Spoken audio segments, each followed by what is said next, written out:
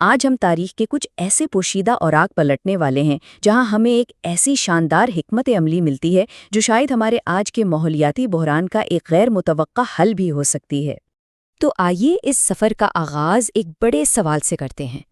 کیا ایسا ممکن ہے کہ ایک پائیدار مستقبل، ایک سسٹینیبل فیوچر کی تلاش میں ہمیں جوابات ماضی میں ملے؟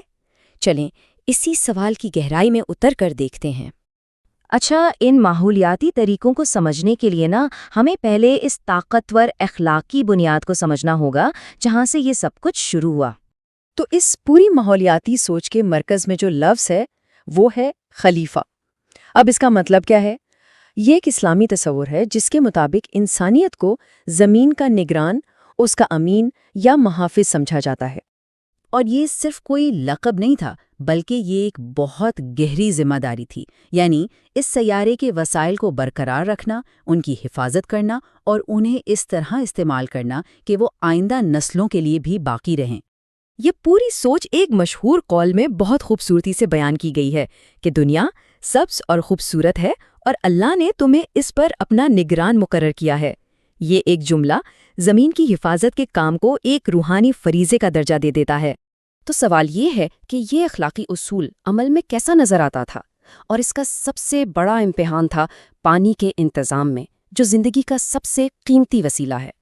ذرا سوچیں، دنیا کے کچھ خشک ترین علاقوں میں پانی کو بچانا کوئی شوق یا انتخاب نہیں تھا، بلکہ یہ تو زندہ رہنے کے لیے لازمی تھا، اور اسی شدید ضرورت نے انسانی ذہانت کے کچھ ناقابل یقین کارناموں کو جنم دیا۔ ان کی ذہانت کی سب سے بہترین مثال ہے قنات کا نظام۔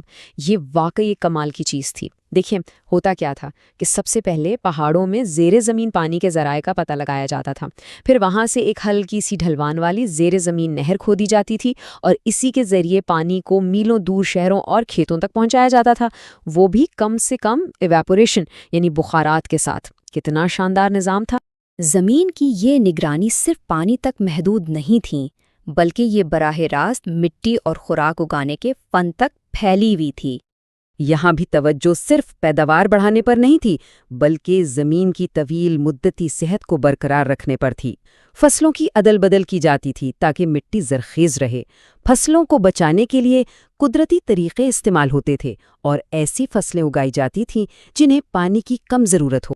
تو اہم نکتہ یہ ہے کہ یہ کوئی الگ تھلگ ٹوٹکے نہیں تھے، بلکہ یہ ایک جامع، ایک مکمل نظام تھا جسے ماحول کے خلاف نہیں بلکہ اس کے ساتھ مل کر، ہم آہنگ ہو کر کام کرنے کے لیے بنایا گیا تھا۔ تو یہ ساری پوشیدہ تاریخ آج 21ویں صدی میں ہمارے لیے کیا اہمیت رکھتی ہے؟ آخر ہم اس سے کیا سیکھ سکتے ہیں؟ بات دراصل یہ ہے کہ یہ تاریخی طریقے اپنے وقت سے صدیاں آگے تھے۔ آج جن سسٹینیبلٹی کی تحریکوں کی ہم بات کرتے ہیں، یہ طریقے ایک طرح سے ان کی پیشگوئی کر رہے تھے۔ چلیں ایک سیدھا سا موازنہ کرتے ہیں، جسے ہم آج ریجنریٹو ایگریکلچر کہتے ہیں۔